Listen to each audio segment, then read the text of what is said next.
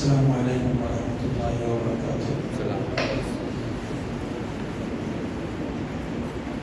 ان الحمد للہ نحمده ونستعینه ونستغفره ونعوذ باللہ من شرور انفسنا ومن سیئات اعمالنا، من يهده الله فلا مضل له ومن يضلل فلا هادي له، واشهد ان لا اله الا الله وحده لا شريك له، وأشهد أن محمدا عبده ورسوله. أما بعد فإن خير الحديث كتاب الله، وخير الهدي هدي محمد صلى الله عليه وسلم، وشر الأمور محدثاتها، وكل محدثة بدعة، وكل بدعة ضلالة، وكل ضلالة في النار. أعوذ بالله السميع العليم من الشيطان الرجيم، من همزه ونفخه ونفثه. بسم الله الرحمن الرحيم. يا أيها الذين آمنوا اتقوا الله حق تقاته ولا تموتن إلا وأنتم مسلمون. يا أيها الناس اتقوا ربكم الذي خلقكم من نفس واحدة وخلق منها زوجها وبث منهما رجالا كثيرا ونساء، واتقوا الله الذي تساءلون به والأرحام إن الله كان عليكم رقيبا. يا أيها الذين آمنوا اتقوا الله وقولوا قولا سديدا يصلح لكم أعمالكم ويغفر لكم ذنوبكم، ومن يطع الله ورسوله فقد فاز فوزا عظيما. وقال تعالى في موضع آخر: سبحان الذي أسرى بعبده ليلا من المسجد الحرام إلى المسجد الأقصى الذي باركنا حوله لنريه من آياتنا إنه هو السميع البصير. عز السامعین، حاضرین مجلس، برادران اسلام، دینی اور ملی بھائیوں، اللہ رب العالمین کے لیے ہر طرح کی کبریائی اور بڑائی ہے. وہی ہم سب کا پالنہار ہے. درود و سلام ہو پیارے نبی صلی اللہ علیہ وآلہ وسلم پر، جنہیں رب ذوالجلال نے سارے جہان والوں کے لیے ہادی اور رہبر بنا کے بھیجا. محترم حضرات، جس موضوع کے تحت آج کی یہ مجلس رچائی گئی ہے، وہ موضوع ہے فلسطین کا مسئلہ.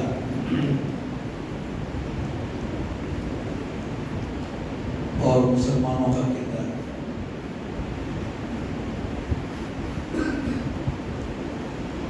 فلسطین کا یہ موضوع اور یہ نام ہم سب کے لیے نیا نہیں ہے. ہم بارہا اس نام کو سنتے رہے اور اس سے متعلق بہت ساری معلومات اور اخبار ہمیں وقتاً فوقتاً ملتی رہتی ہے. ابھی تازہ ترین جو مسئلہ فلسطین کے حوالے سے پیش آیا اور جسے لے کر کے دنیا بھر کے مسلمان جنہوں نے بھی اس مسئلے کو سنا، ان کا ایمان جاگ اٹھا، غیرت ان کی بھڑک اٹھی اور ایمانی بھائیوں کے حوالے سے ان کے دلوں کے اندر جو چھپی ہوئی محبت تھی وہ دنیا کے جس کونے میں بھی ہوں، وہ چھپی ہوئی محبت ان موقع زبان ہی پر نہیں بلکہ ان کے جسم کے ہر حصے میں پھیل گئی۔ اور یہی دراصل ایمان کا سچا تقاضا ہے۔ اور صحیح معنی میں دیکھا جائے تو اگر مسلمانوں کے اندر یہ بات آ جائے جسے رب کریم نے قرآن مجید میں جا بجا نقل کیا ہے، ایک جگہ فرمایا والمؤمنون والمؤمنات بعضهم اولیاء بعض، مومن مرد اور مومن عورتیں ایک دوسرے کے دوست ہیں، یعنی ان کی خوشی اچھی لگتی ہے اور ان پر آیا ہوا دکھ اور آئی ہوئی تکلیف انہیں دکھ اور تکلیف میں ڈالنے کا ذریعہ اور سبب بن جاتی ہے۔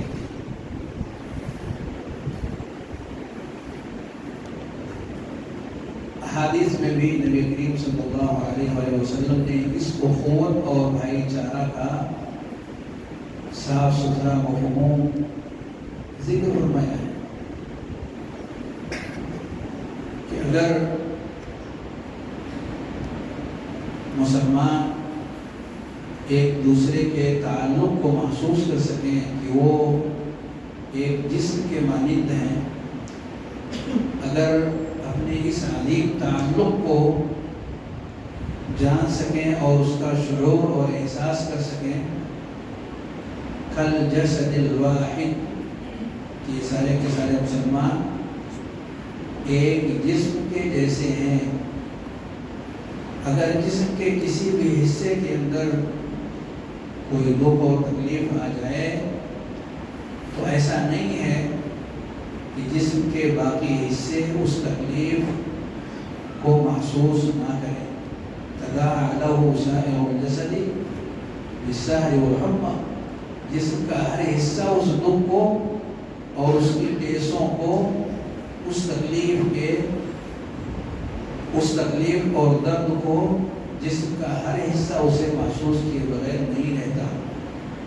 یہی سچائی ہے، یہی تعلق ہے، اور یہی تعلق مسلمانوں کے مابین ہر حال میں برقرار رہنا چاہیے۔ یہ بات اگر مسلم امہ کے اندر موجود ہو تو پھر اس کائنات کے اندر یہ طاقت جس کا ابھی میں نے تذکرہ کیا، ایمان کی طاقت، اس طاقت کے آگے دنیا میں کوئی بھی طاقت پیدا ہوئی ہی نہیں ہے۔ سب سے عظیم الشان طاقت جو دنیا نے دیکھی ہے اور جس کے مد مقابل دنیا کوئی دوسری طاقت آج تک پیدا نہیں کر سکی، وہ یہی طاقت ہے۔ کسی بھی قوم میں آپ چلے جائیں، وہ کوئی بھی ہو، کسی بھی دین اور دھرم کا ماننے والا ہو، اس کے ماننے والوں کے درمیان یہ اپنائیت اور یہ گہرا تعلق موجود ہے ہی نہیں۔ ان کے یہاں ایسے اسباب پائے ہی نہیں جاتے جو سبق بھی اسلام نے اپنے ماننے والوں کو دیا ہے اور انہیں پڑھایا ہے، اور ان کے اوپر آئی ہوئی تکلیفوں کو دور کرنے کے لیے کوششیں کرتے رہنے کا انہیں پابند بھی کیا ہے اور انہیں حکم بھی دیا ہے۔ یہ بہت عظیم الشان اور بہت بڑی طاقت ہے۔ شیخ الاسلام ابن تیمیہ رحمہ اللہ مجموع الفتاوی جلد نمبر 28 صفحہ نمبر 644 میں فرماتے ہیں والمسلمون في مشارق الارض ومغاربها قلوبهم واحدة. مسلمان دنیا کے کسی بھی حصے میں ہو، مشرقی حصہ میں رہتا ہو یا مغربی حصے کا رہنے والا ہو، خطے ارضی کے کسی بھی حصے میں رہتا ہو، قلوبهم واحدة، ان سارے مسلمانوں کے دل ایک ہے، ان کا دل ایک ہے. قلوبهم واحدة، ان سب مسلمانوں کا دل ایک ہے. اور یہ دل کرتا کیا ہے؟ موالیۃ للہ ولرسولہ، یہ دل اللہ اور اس کے رسول کا چاہنے والا ہوتا ہے. ان سارے دلوں کے اندر ایک بات قدر مشترک کے طور پر سارے دلوں کے اندر یہ پائی جاتی ہے کہ یہ سارے دل اپنے دل کے کونے کے اندر بلکہ اس کے ہر حصے کے اندر محبت اور گہرا تعلق اگر وہ پاتے ہیں تو اللہ رب العالمین کا ہے، اس کے پیارے رسول جناب محمد رسول اللہ صلی اللہ علیہ وآلہ وسلم کا ہے. ساتھ ہی وَلِعِبَادِهِ الْمُؤْمِنِينَ، اور جو بھی ایمان والے بھائی ہیں ان سب کا تعلق اور ان سب کی محبت اور اپنائیت وہ اپنے ان دلوں کے اندر محسوس کرتے ہیں اور پاتے ہیں. ایک بات تو ان دلوں کے اندر پائی جانے والی یہ ہے. دوسری بات کیا ہے؟ معادیت لأعداء اللہ ورسولہ، اور مسلمانوں کے یہ دل اللہ کے دشمنوں، اس کے رسول کے دشمنوں اور مومن بندوں کے حقیقی دشمنوں کے سے نفرت کرنے والی ہے، ان سے دشمنی کرنے والی ہے. اللہ سے متعلق، رسول سے متعلق، ایمان والوں سے متعلق مومنوں کا دل، چاہے وہ مشرق کے رہنے والے ہوں یا مغرب کے رہیں یا کسی بھی کونے کے، ان کے دل محبت سے سرشار ہیں. اور اگر دشمنوں کی بات آتی ہے، چاہے وہ اللہ کے دشمن ہوں یا رسول کریم صلی اللہ علیہ وآلہ وسلم کے دشمن ہوں یا اس کے نیک اور صالح بندوں کے دشمن ہوں، ان سارے دشمنوں سے نفرت اور دشمنی کرنے والے یہ دل ہوتے ہیں. ان سے محبت نہیں کر سکتے، ان کے اندر محبت ان کی نہیں پائی جاتی. وقلوبهم الصادقہ، آگے فرماتے ہیں شیخ الاسلام تیمیہ، وقلوبهم الصادقہ وادعیتهم الصالحہ، ان کے یہ صاف ستھرے دل، ان مسلمانوں کے یہ صاف ستھرے دل اور ان کی یہ صاف ستھری دعائیں. دل صاف ہے تو دعائیں بھی، زبان سے نکلنے والے کلمات بھی صاف ستھرے ہی ہوتے ہیں. دل میں اگر صفائی نہیں ہے، دل میں اگر پاکیزگی نہیں ہے تو زبان میں بھی پاکیزگی نہیں آ سکتی. ان کے یہ صاف ستھرے دل اور ان کی یہ اچھی اور بھلی دعائیں، یہ العسکر الذی، غور کیجیے، یہ العسکر الذی لا یغلب والجند الذی لا یخذل. یہ صاف ستھرا دل جو رب کو چاہنے والا، رسول کو چاہنے والا، ایمان والوں کو چاہنے والا اور دشمنوں سے نفرت کرنے والا، یہ صاف ستھرا دل اور یہ صاف ستھری دعائیں، یہ وہ لشکر ہے اسلام کا. فرماتے ہیں شیخ ابن تیمیہ، یہ العسکر الذی لا یغلب، یہ وہ لشکر ہے جو کبھی مغلوب نہیں ہوتا، کبھی شکست خوردہ نہیں ہوتا.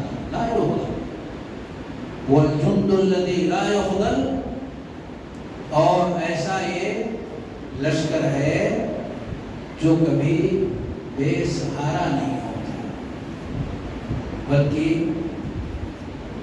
اس کا سہارا کون بنتا؟ رب کریم بنتا ہے۔ اور جس کا والی اور سہارا اللہ رب العالمین بن جائے وہ ہمیشہ سب سے بڑھ کر ہوتا، سب سے آگے ہوتا، اور ہمیشہ کامیابی اور کامرانی اس کا قدم بوسی کرتی ہے۔ اسی کو رب کریم نے قرآن مجید کی ایک آیت میں فرمایا، یا ایھا الذین آمنوا ان تنصروا اللہ ینصرکم وَيُثَبِّتْ أَقْدَامَكُمْ۔ اے ایمان والو، اگر تم اللہ کی مدد کرو گے تو اللہ تمہاری مدد کرے گا اور تمہارا پیر ثابت کر دے گا۔ اگر تم اللہ کی مدد کرو گے تو اللہ تمہاری مدد کرے گا۔ کیا معنی ہے اس کا؟ اگر تم اللہ کی مدد، کوئی اللہ کی مدد کر سکتا؟ وہ تو سب سے بڑا ہے، سب سے عظیم ہے، سب سے طاقتور ہے، سب کچھ اس کے ہاتھ میں ہے۔ ہم اس کی مدد کیسے کر سکتے؟ یعنی اس کے حکم کی پابندی کرتے ہوئے، اس کے احکام کو بجا لاتے ہوئے، اس کے دین کو مضبوطی کے ساتھ تھامتے ہوئے اگر ہم زندگی گزارتے ہیں، یہ معنی ہے اللہ کو مدد کرنا، یعنی اللہ کے دین کو مضبوطی کے ساتھ جو انسان بھی تھامنے کی کوشش کرتا ہے، اللہ رب العالمین اس شخص کی مدد کرتا ہے اور اسے ثابت قدم کرتا ہے۔ ثبات قدمی ایسے ہی لوگوں کو حاصل ہوتی، لیکن اگر ہمارے عقائد اور اعمال رب کی پسندیدہ نہ ہوں، اگر ہمارے عقائد اور ہمارے اعمال رب کے پسند کے مطابق نہ ہوں، کیا تب بھی رب کریم ہماری مدد کرے گا؟ ہمارا عقیدہ اور ہمارا عمل، ہمارے اخلاق، ہمارے کردار، ہماری زندگی، ہماری موت رب کی پسند سے ہٹ کر کے، کیا ہمیں لگتا ہے تب بھی ہمیں رب کی مدد ملے گی؟ رب کا سہارا ہمیں حاصل ہوگا؟ رب ہمیں سہارا دے گا؟ نہیں دے گا۔ ہم اس کے مستحق نہیں بن پائیں گے۔ اور کیا یہ ممکن ہے اس کائنات کے اندر کسی بھی شخص کے لیے کہ اسے کامیابی مل جائے رب کی مدد کے بغیر؟ ممکن ہے؟ ایک سچا مسلمان اس چیز کا تصور بھی نہیں کر سکتا کہ اللہ رب العالمین کی مدد کے بغیر انسان کسی بھی میدان کے اندر کامیابی حاصل کر ہی نہیں سکتا۔ اور مدد کا دار و مدار اللہ رب العالمین کے حکم کی تعمیل اور فرما برداری میں ہے۔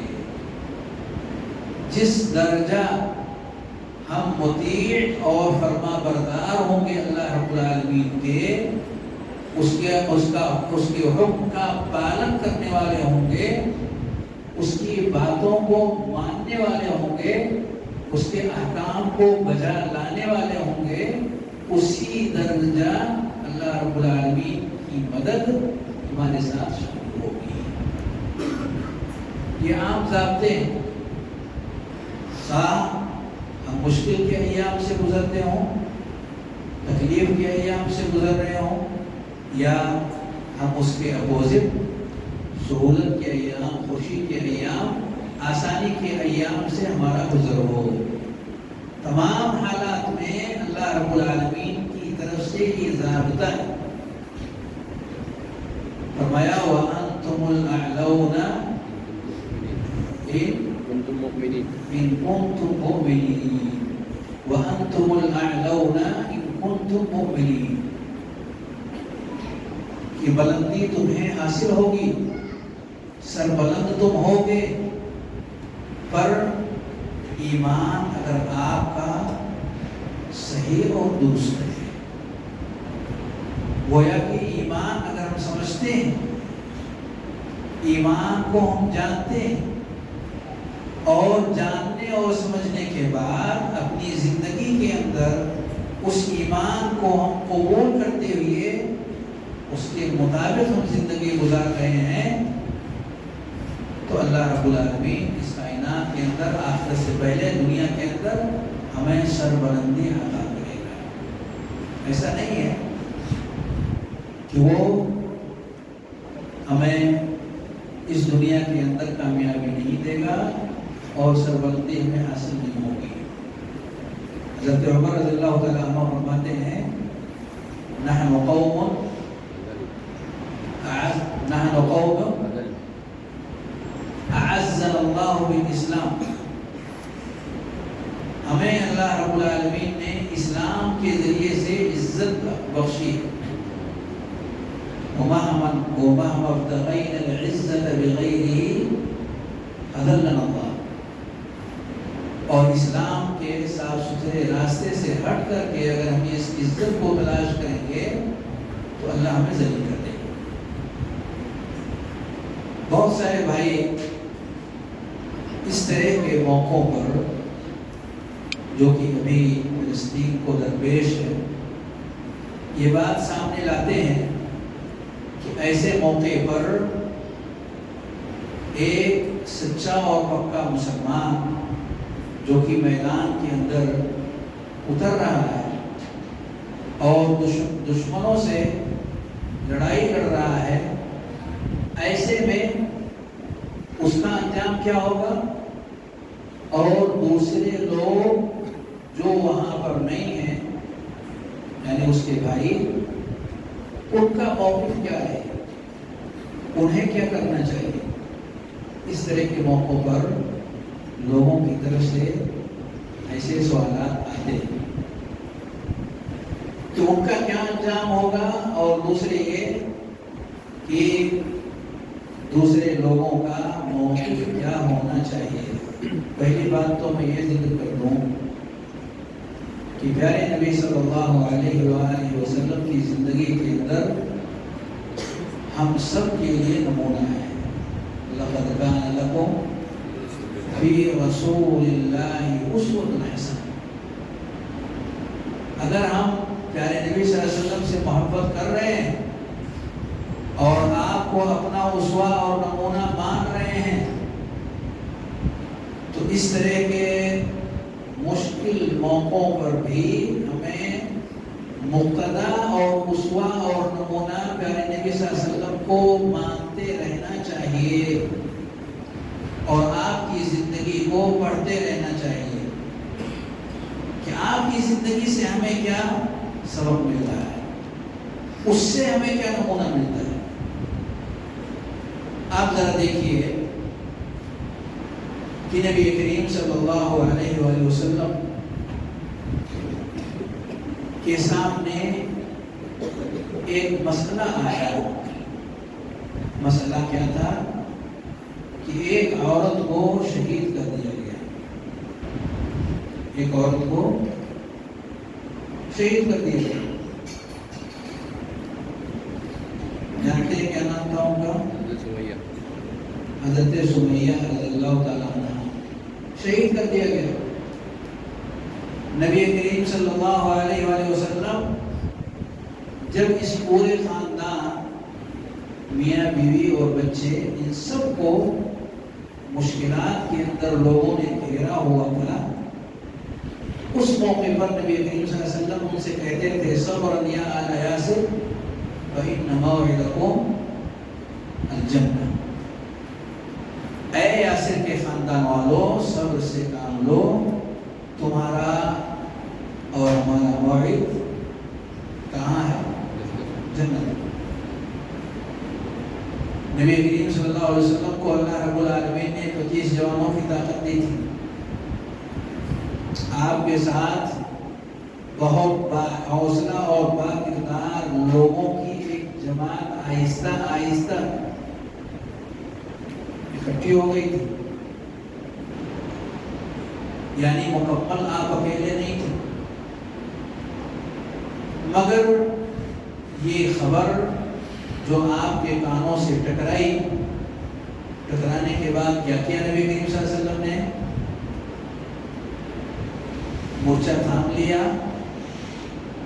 پلٹ کر کے واپس گئے اور لوگوں کو للکار دیا کہ ہمارے ایمانی بھائی کے ساتھ تم لوگوں نے یہ کیا کیا؟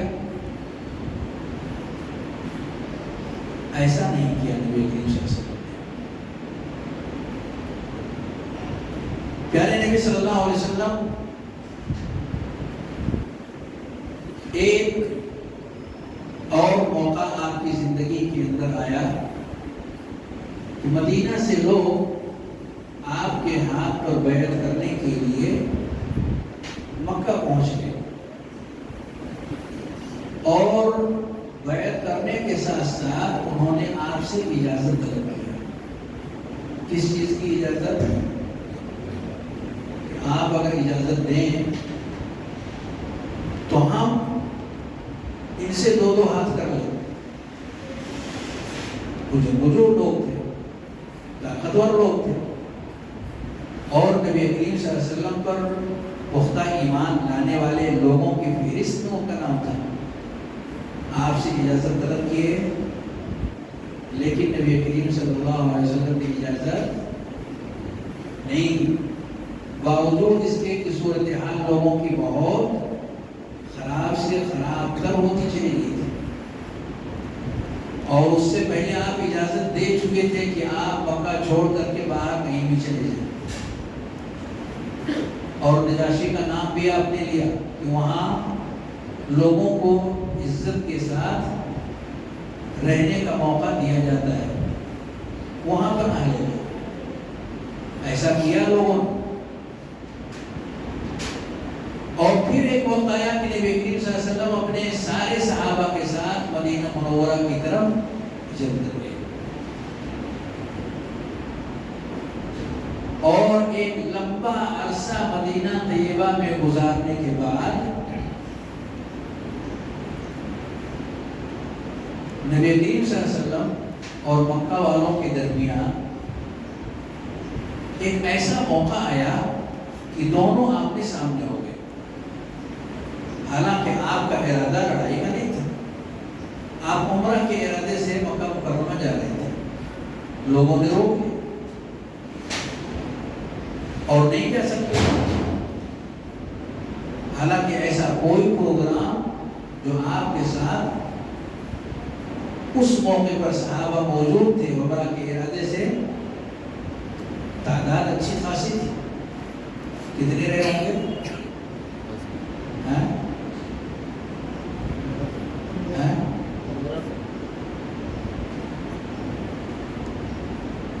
کتنے رہے ہوں گے؟ اس کو صلح حدیبیہ کے نام سے جانا جاتا ہے. صلح حدیبیہ. اس موقع پر نبی کریم صلی اللہ علیہ وآلہ وسلم نے ان لوگوں کے ساتھ صلح کر لیا. آپ کے ساتھ ایک بڑی تعداد تھی صحابہ کی، 1300 سے زائد افراد آپ کے ساتھ تھے. اور پھر آپ نے ان کے ہاتھ سے اپنا ہاتھ ملا لیا اور جن باتوں پر دونوں نے صلح کیا ان میں زیادہ تر مصلحت مکہ والوں کی تھی، مسلمانوں کی نہیں تھی. پھر بھی نبی کریم صلی اللہ علیہ وسلم اس سے راضی ہو گئے اور ابھی صلح نامہ مرتب ہو ہی رہا تھا کہ ایک صحابی جو جکڑے ہوئے تھے اپنے زنجیروں کے اندر، بیڑیوں سے جکڑے ہوئے ایک صحابی جو کہ سہیل کے بیٹے تھے جنہوں نے صلح نامہ مرتب کروایا تھا، ان کے بیٹے جو اسلام لا چکے تھے اور اسلام لانے کے جرم میں ان کو زنجیروں سے جکڑ دیا گیا تھا، باندھ دیا گیا تھا. جیسے تیسے کر کے وہ اس مقام تک پہنچ گئے کہ میں مسلمان ہو گیا ہوں، آپ لوگ ہمیں اپنے ساتھ شامل کر لیں. ابھی صلح نامہ مکمل نہیں ہوا تھا، یعنی اس پر عمل کرنے کا آغاز ابھی نہیں ہوا تھا، اور اس موقع پر یہ نمونہ سامنے آ گیا. واقعہ بہت مشہور ہے. سہیل نے کہا اگر آپ انہیں واپس نہیں کرتے تو ہمارے آپ کے درمیان جو صلح کا مسودہ تیار کیا گیا ہے اس کو کلعدم سمجھیں. کیا کیا نبی صلی اللہ علیہ وسلم نے؟ کیا کیے؟ انہیں نبی کریم صلی اللہ علیہ وآلہ وسلم نے واپس بھیج دیے. واپس بھیج دیے. یہ ایسا موقع تھا کہ باوجود مسلمانوں کے اندر طاقت بھی موجود ہے، حالات بھی سازگار ہیں، اور ان سب کے باوجود نبی کریم صلی اللہ علیہ وسلم نے دب کر کے صلح کیا. اور وہ ایک واقعہ جس نے مسلمانوں کو ہلا کر کے رکھ دیا، اس سے حضرت عمر ابن خطاب رضی اللہ تعالیٰ عنہ نبی کریم صلی اللہ علیہ وسلم اور ان سے پہلے حضرت ابوبکر کے پاس تشریف لائے اور کہا کیا ہم دین حق پر نہیں ہیں؟ کیا آپ سچے نبی نہیں ہیں؟ اور اگر یہ سب کچھ ہے فعلا ما نعطي الدنية في ديننا، تو اس دین میں اتنی پستی ہم کیوں اختیار کریں؟ کیوں اختیار کریں؟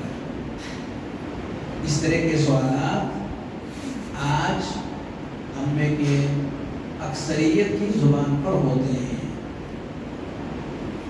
اس طرح کے سوالات جو کہ حضرت عمر رضی اللہ تعالیٰ عنہ نے اس موقع پر نبی کریم صلی اللہ علیہ وسلم سے سوال کرتے ہوئے کہا تھا، آج ہم مسلمانوں کی اکثریت کے زبان پر یہ سوال آتا ہے وَعَلَى مَا نُعْطِي الدَّنِيَّةَ فِي دِينِنَا.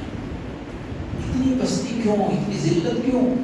اتنی ذلت اٹھا کر کے ہم کیوں جی؟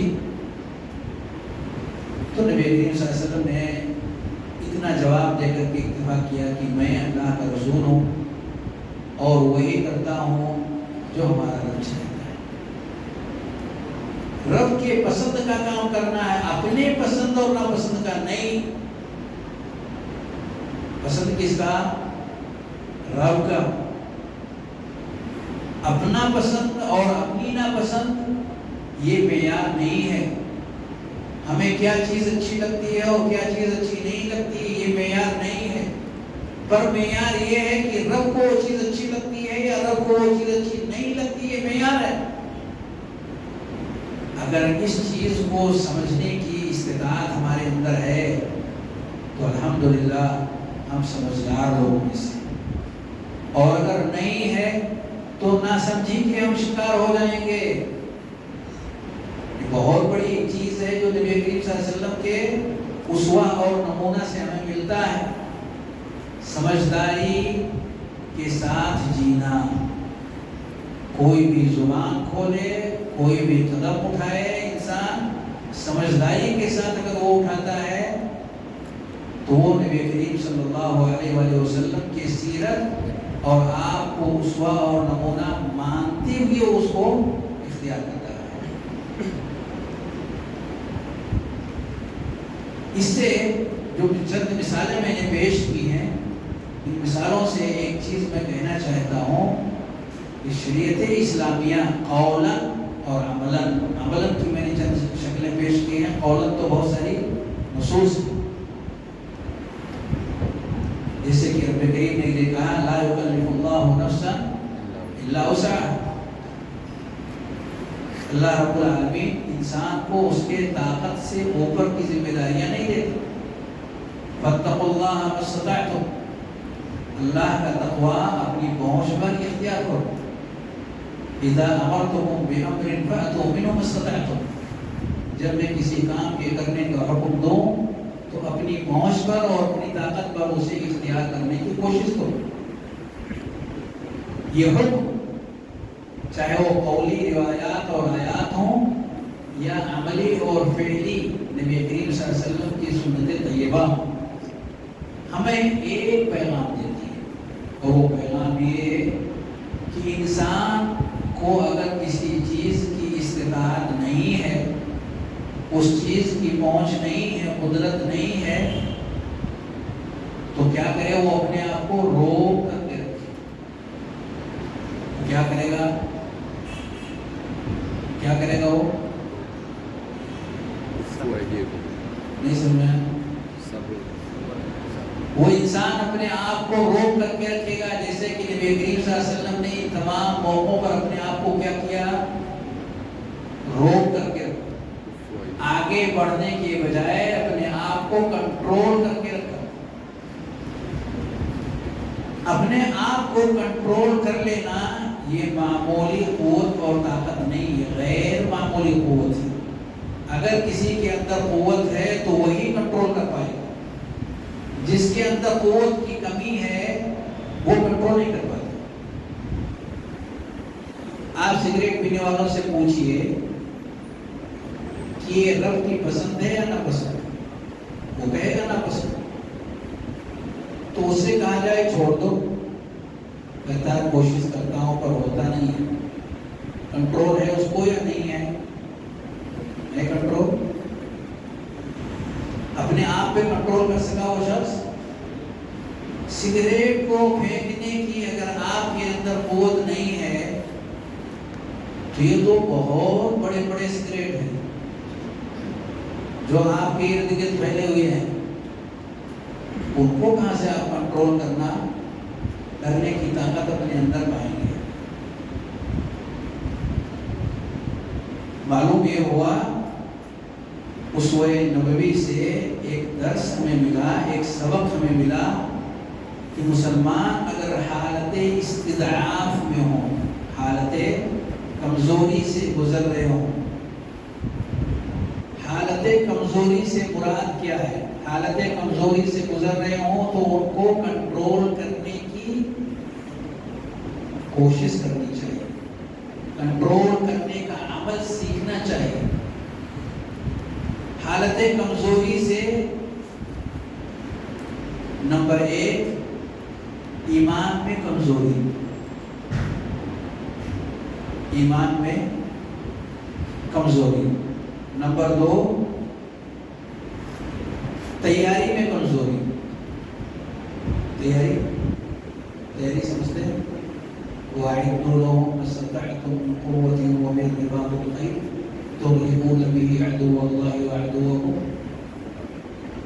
تیاری بھئی دشمن کے بیچ میں آپ جائیں گے اور تیاری کے بغیر جائیں گے؟ تیاری کی کئی شکلیں ہیں. ان میں سے ایک شکل یہ ہے کہ انسان کے پاس وہ سارے آلات ہوں جو کہ اس کے دشمنوں کے پاس ہیں، اس کے برابر ہوں یا قریب ترین، اس کے برابر ہوں یا اس سے قریب ترین کی تیاری ہو، اس کے برابر یا اس سے قریب ترین کی تیاری ہو. اور اگر اتنی تیاری نہیں ہے تو اس کو کمزور کہا جائے کہ ابھی وہ کمزور ہے. اس کے پاس بہت کچھ ہے، اس کے پاس بہت کچھ ہے.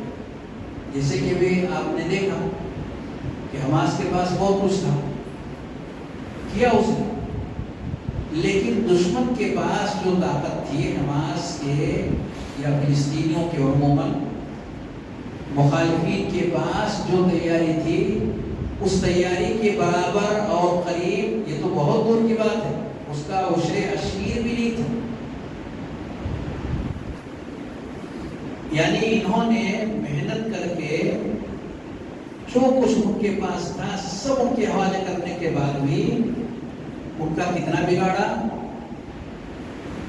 اور پلٹ کر کے دشمنوں نے جب ان کی طرف توجہ کیا تو انہوں نے مسلمانوں کا کتنا بگاڑا. اس سے دونوں کی تیاری کا اندازہ کر سکتے ہیں. دونوں میں کوئی مقابلہ نہیں, کوئی برابری نہیں. تو اگر ایک شخص کے پاس یہ تیاری نہیں ہے, وہ ایمان نہیں ہے. جو سگریٹ والی مثال کی میں نے ایمان دیا تھا کہ اس کو پھینکنے کی یا اس جیسے بہت ساری منشیات اور چیزوں کو یا بہت ساری گندی قسم کی چیزیں جو موبائلوں کے اندر آتی ہیں, اس سے اپنے آپ کو کنٹرول کرنے کی طاقت اگر ہم اپنے اندر نہیں پا رہے ہیں تو یہ ایمان کی مضبوطی ہے یا کمزوری ہے؟ کیا ہے یہ کمزوری ہے؟ اس کمزوری کے ساتھ آپ اگر آگے بڑھ رہے ہیں تو آپ کو کامیابی نہیں ملے گی جب تک کہ آپ کی بنیاد ٹھوس نہ ہو جائے. جیسے کہ نبی کریم صلی اللہ علیہ وسلم نے صحابہ کرام کی تربیت فرمائی اور رب کریم کے احکام پر مر مٹنے کے جذبے کے ساتھ ان کو ٹریننگ آپ نے دی اور پوچھا بھی. جنگ بدر کا جب موقع آیا تو آپ نے پوچھا لوگوں سے, تو لوگوں نے نبی کریم صلی اللہ علیہ وسلم کے ساتھ والہانہ محبت اور آپ پر جان نثاری کے جذبات کو اس حد تک بیان کیا کہ اگر آپ ہمیں لے کر کے فلاں جگہ تک بھی جائیں گے اور سمندر میں بھی جائیں گے تو ہم وہاں بھی چھلانگ مارنے سے اپنے آپ کو پیچھے نہیں ہٹائیں گے. اور عملی طور پر صحابہ نے آپ کا پورا ساتھ دیا, کیونکہ ٹریننگ ایمانیات پر ہوئی تھی. شراب کے رسیاں تھے وہ لوگ تھے, رکاوٹ آئی کہ بھائی نہیں پینا ہے تو کیا کیا انہوں نے چھوڑ دیا. ذرا بولیے چھوڑ دیا یا نہیں چھوڑا؟ چھوڑ دیا. اور صرف چھوڑا ہی نہیں, اس کی بنیادوں تک کو انہوں نے چھوڑ دیا, ساری جڑوں کو کاٹ دیا انہوں نے, کچھ بھی نہیں بچنا ہے اپنے آس پاس, ختم کر دیا سب. زنا سے منع کیا نبی صلی اللہ علیہ وسلم نے, زنا کے قریب نہیں جاؤ. وہ لوگ جن کے تعلقات تھے کچھ عورتوں اور لڑکیوں سے اور مکہ مکرمہ سے خاموشی سے قیدیوں کو یا وہ لوگ جو بہت پریشان حال ہوتے ان کو چپکے سے اٹھا کر اور مکہ سے باہر کرنے کی کوششیں کرتے تھے. اور زمانے جاہلیت میں ان کی آشنائی تھی کسی سے اور چلتی تھی. جب دونوں کا یہ ملاقات مکہ کی گلیوں میں ہوا اور اس نے دعوت گناہ دیا تو کیا کیا انہوں نے؟ موقع سے فائدہ اٹھایا نہیں. خبیث اور ملعون عمل ہے, ایسے اعمال کے قریب نہیں جا سکتے. اس حد تک انہوں نے اپنے آپ کو اس سے باز رکھنے کی بھرپور کوششیں کی. اس زمانے میں اہل کتاب یعنی یہود و نصارہ کہ یہاں آپ دیکھیں گے کہ تجارت کے اندر ان کے یہاں سود کا لین دین عام تھا اور مشرکین مکہ اس سے متاثر ہو گئے تھے, بھرپور طریقے سے وہ اس سے متاثر تھے. کوئی ناپسندیدہ چیز ان کے یہاں بھی نہیں تھی, اس کا رواج ہو گیا تھا. لیکن جب نبی کریم صلی اللہ علیہ وسلم نے ان آیات کو پڑھی جس میں رب کریم نے اس کی حرمت کا کے تعلق سے باتیں ذکر کی ہیں اور کھل کر کے آپ نے اس کا اظہار کیا, کیا صحابہ کرام نے اس چیز کو دنیاوی ترقی کے راستے کی رکاوٹ ہو جائے گی اگر اس کو ہم چھوڑ دیں گے, یہ کہہ کر کے انہوں نے اس کا دامن نہیں چھوڑا. آج ہمارے سامنے اس طرح کے بڑے سارے چیلنجز ہیں کہ بھئی اگر آپ جس شریعت کی بات کر رہے ہیں اس کو لیں گے تو ہم بھی اس دنیا میں تو رہیں گے ہی نہیں، یہ کسی اور دنیا کی بات ہے۔ ہمارے مسلمان بھائی شریعت کے احکام اور مسائل کو سننے کے بعد اس طرح کا تبصرہ کرتے ہیں کہ آپ یہ کس دنیا سے متعلق یہ چیزیں بتا رہے ہیں، یہ سب نہیں ہونے والا۔ جھوٹ بولے بغیر انسان کاروبار میں سکسیس ہو ہی نہیں سکتا، یہ تصور بن گیا، ایسا لوگوں کے ذہن و دماغ پہ چھا گیا۔ یہ سب ایمان کی مضبوطی کی علامت ہے۔ تربیت نبی کریم صلی اللہ علیہ وآلہ وسلم نے اپنے صحابہ کی ان ساری چیزوں سے متعلق جو بھی رب کریم کے احکام ہیں، چاہے وہ بنیادی عقائد سے متعلق ہوں یا اعمال اور اخلاق سے متعلق ان کے ہوں، ہر ایک کے تعلق سے ان کا جذبہ قابل دید تھا۔ تو یہ کہا جائے گا کہ ایمان کے اعتبار سے وہ ٹھوس اور مضبوط ہے۔ اب اس تعلق سے ہم بے فکر ہیں، اب آگے کی تیاری کے حوالے سے ہمیں دیکھنا ہوگا۔ اگر تیاری میں کچھ کمزوری ہے تو ایمان کی مضبوطی اکیلے نفع بخش نہیں ہے، دونوں چیزیں ایک ساتھ چلیں گی۔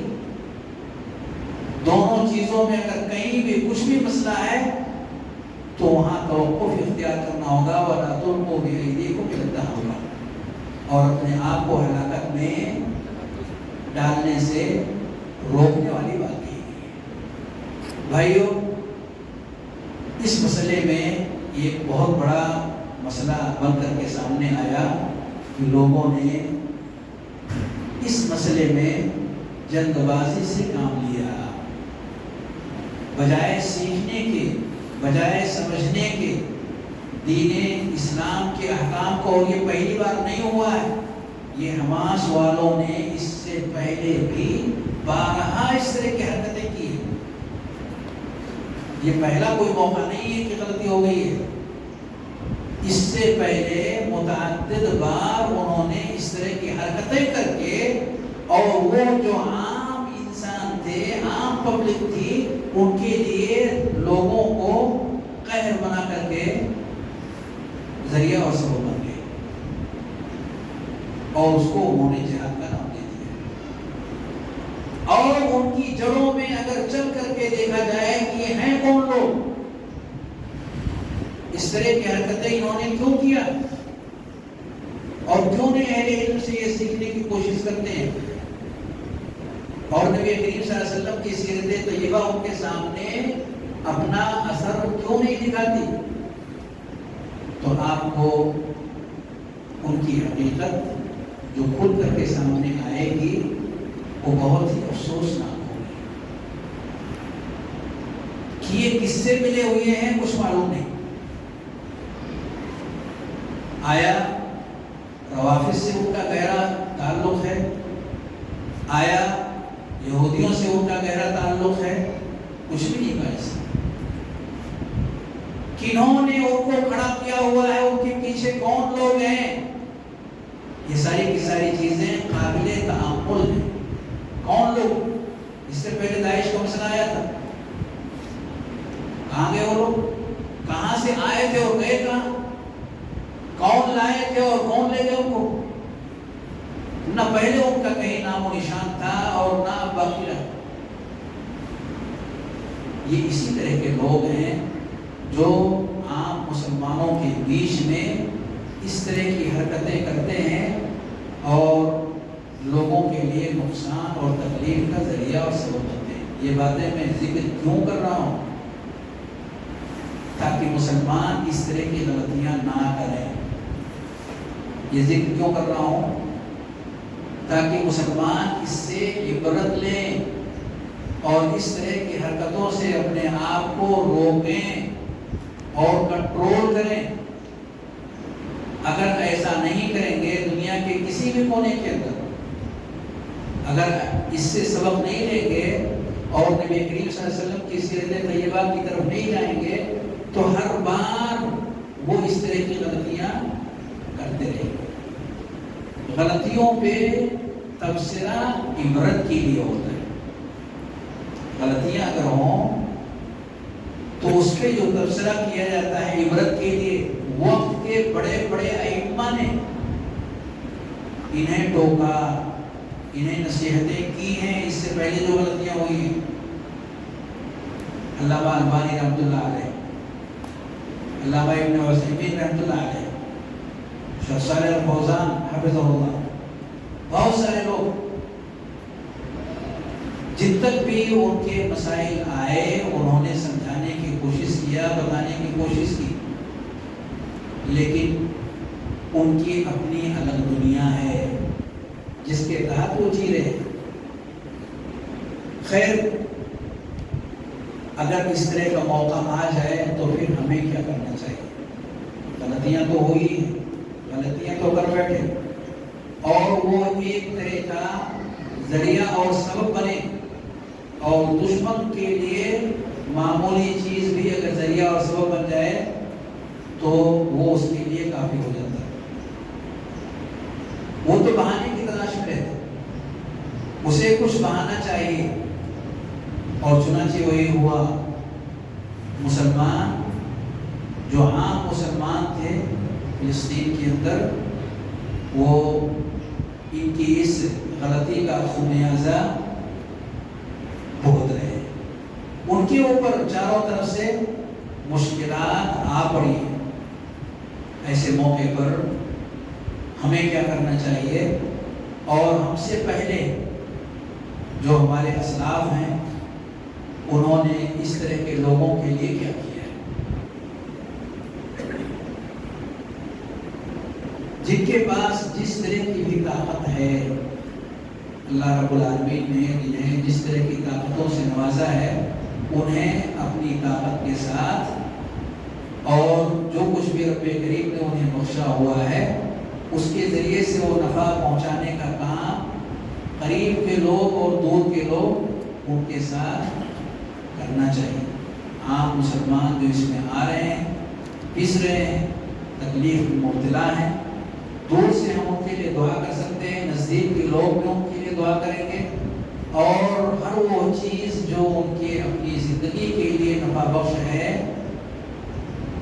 چاہے اس کا تعلق مالی امداد سے ہو یا طبی امداد سے ہو یا اس کے علاوہ رہائش وغیرہ سے متعلق بہت ساری ضرورتیں اور مسائل ہیں، ان سب کے لیے انہیں آگے بڑھنا چاہیے۔ ساتھ ہی ساتھ وہ لوگ جو اونچے مقام پر ہیں، جن کی آواز پر دنیا توجہ دیتی ہے، انہیں اس طرح کے موقع پر مصالحت وغیرہ کے لیے بھی قدم اٹھانے کی ضرورت ہے کہ کسی طریقے سے اس معاملے کو دبا دیا جائے۔ لوگ کیا کر رہے ہیں؟ ابھی لوگوں کی کوششیں یہ ہے، ایک بڑی تعداد لوگوں کی ہے کہ اٹھ گیا ہے معاملہ تو اس کو اور اٹھاؤ، اس میں اور چنگاریاں ڈالو، اس میں اور مسالے ڈالو، اور لوگوں کو مادی اور معنوی ہر اعتبار سے ان کے بیچ پہنچ کر کے اور چھڑی ہوئی اس لڑائی کو اس حد تک پہنچانی چاہیے کہ فیصلہ ہو جائے۔ بھائیو، شروع ہی میں نے بہت ساری مثالیں اسی لیے دیا تاکہ ہم یہ سمجھ سکیں کہ اس طرح کے معاملات کے اندر اپنے آپ کو کنٹرول کرنا ہی مسئلے کا حل ہوتا ہے۔ جنگ میں جھونکنا اور مسلسل جھونکتے رہنا یہ عقل مندی اور دانش مندی کا تقاضا نہیں ہوتا۔ ایک موقع پر نبی کریم صلی اللہ علیہ وآلہ وسلم نے صحابہ کرام کو بھیجا اور ان کے اوپر کمانڈر بنایا چند صحابہ، زید بن حارثہ رضی اللہ عنہ، جعفر الطیار رضی اللہ تعالیٰ عنہ۔ نبی کریم صلی اللہ علیہ وسلم نے ایک کے بعد دیگرے کہ اگر یہ شہید ہو گئے تو ان کے بعد یہ ہوں گے، وہ شہید ہو گئے تو ان کے بعد یہ ہوں گے۔ اس طور پر 3 افراد کا نام نبی کریم صلی اللہ علیہ وسلم نے لیا ہے۔ کون سی جنگ تھی؟ کون سی جنگ تھی؟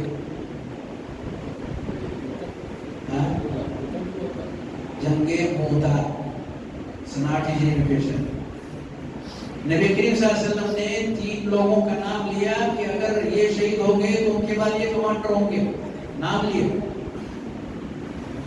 اور صورتحال مسلمانوں کے موافق نہیں ہوئی، یہ کے بعد دیگرے یہ سارے کے سارے شہید ہوتے چلے گئے، اور خطرہ یہ تھا کہ پوری کی پوری فوج اس میں تباہ ہو کر کے رہ جائے گی، جو بھی مسلمانوں کی فوج تھی،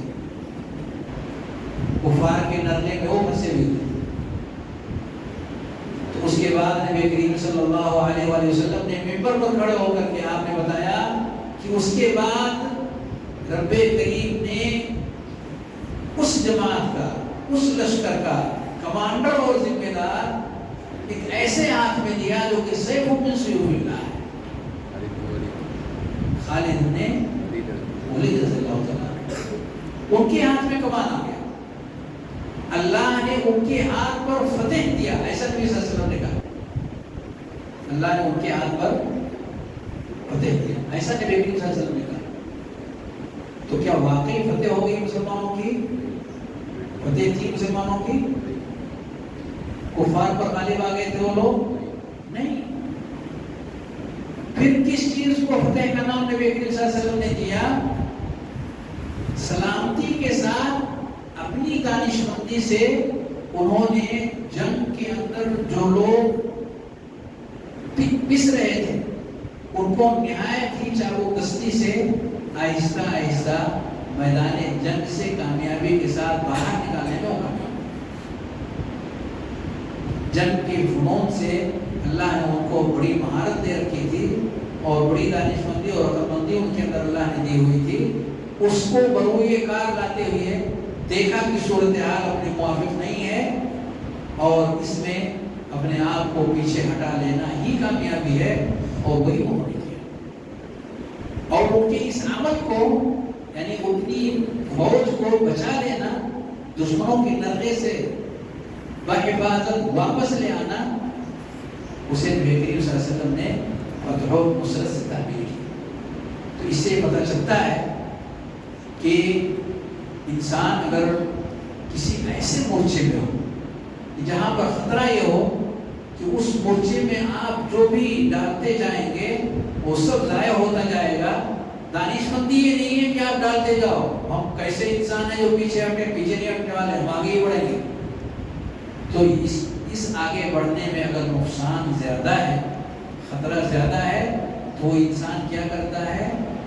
پیچھے ہو جاتا ہے اور بچے ہوئے لوگوں کی حفاظت کرتا ہے۔ مسلمان کی جان کی قیمت دنیا کی سارے ساز و سامان سے کہیں بڑھ کر کے، ہر چیز سے بڑھ کر کے، اگر ایک شخص کی جان کی بھی آپ حفاظت کر لے جائیں آپ بہت بڑے انسان، بلکہ قرآن اس کو کیا کہتا ہے؟ صرف مسلمان ہی نہیں، کوئی بھی جان، کأنما احیا الناس جميعا، گویا کہ سارے کائنات کو اس نے زندگی بخشی۔ یہ بہت بڑی چیز ہے، بہت بڑی دولت ہے جو کسی شخص کو حاصل ہوتی ہے کہ وہ لوگوں کے جانوں کو بچانے کے لیے اپنے اندر جو ہنر اور صلاحیت اللہ رب العالمین نے دی ہوئی ہے اس کو کام میں لاتا ہے۔ ایسے موقع پر گفتگو اور بات چیت اور ایک ساتھ بیٹھ کر کے دونوں کے درمیان مصالحت کی ثالثی کا کردار ادا کرنا بہت ہنر مندی کا کام ہے۔ اگر یہ کام اس طرح کے موقعوں پر لوگ کر بیٹھیں، کر لیں، تو یہ وقت کی ایک اہم ترین ضرورت ہے، اور بچے ہوئے جو لوگ ہیں ان کے جانوں کی حفاظت کا یہ سب سے بہترین راستہ اور طریقہ ہے۔ مجھے امید ہے اور اللہ رب العالمین سے دعا بھی ہے کہ رب کریم مسلمانوں کی حفاظت فرمائے۔ ہمارے ایمان والے بھائی جہاں بھی ہوں، خاص طور سے فلسطین کے اندر ہوں، اللہ ان سب کی ایمان کی، ان سب کے جسموں کی، ان سب کے روحوں کی رب کریم حفاظت فرمائے، اور ان کے درمیان جو لوگ مارے گئے ہیں اللہ رب العالمین ان کی شہادت کو قبول فرمائے۔ جو بھی بچے اور جو زخمی اور اس طرح کے جو کمزور لوگ ہیں اور تمام مسلمان اللہ رب العالمین اپنی طرف سے خاص نصرت اور مدد فرمائے۔ بھائی اس موقع پر میں چاہتا تھا کہ کچھ ایسی بنیادیں میں یہاں ذکر کروں کہ جس کو اختیار کرنے سے ایک مسلمان مضبوط ترین مسلمان خاص طور سے فتنے کے ایام میں بن سکتا ہے۔ کچھ اہم ضوابط، کچھ اہم قواعد، لیکن دیکھ رہا ہوں وقت بہت زیادہ ہو چکا ہے، اس لیے اسے نہ ذکر کر کے میں اپنی بات کو اسی پر روکتا ہوں اور سوالات کے لیے جیسا کہ اعلان بھی کیا گیا ہے، سوالات کے لیے وقت آپ لوگوں کو دے جانا ہے۔ صلی اللہ علیہ وسلم محمد وعلی آلہ وصحبہ اجمعین۔ السلام علیکم۔